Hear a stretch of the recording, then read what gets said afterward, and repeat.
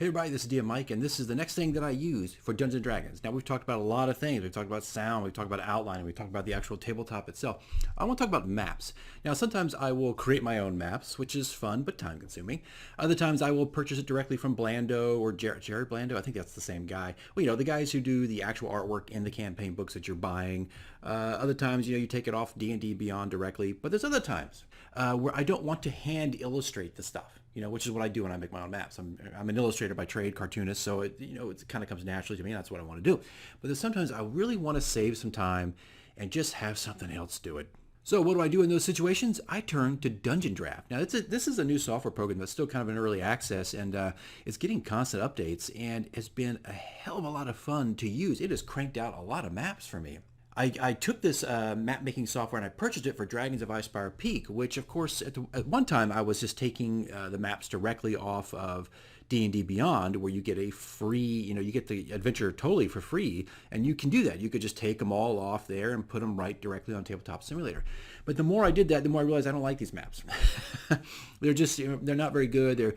They're vanilla. They're empty. I don't like them. So I quickly searched around and found this. And I'll put a couple of images up here. This is all the different maps I had done using Dungeon Draft, and it's so easy and it's so fast, and it can make for some really, really engaging maps. Now, this is the first time I've ever used this software, and I feel like I really put it to the test, running it through the entire campaign, which took about, I think like 3.5, maybe 4 months at the most to do.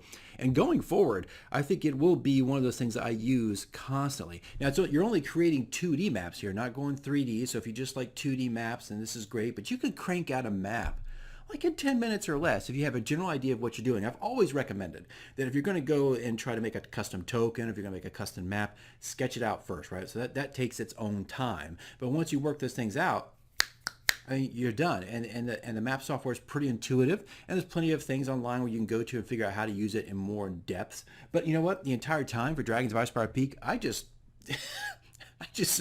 made stuff up. I had general ideas. I did do some sketching, but I didn't go searching for tutorials. I just kind of put the maps together, and that speaks volumes to a piece of software that you can just pick up, and within a few minutes, you can crank something out and kind of understand, how this thing works.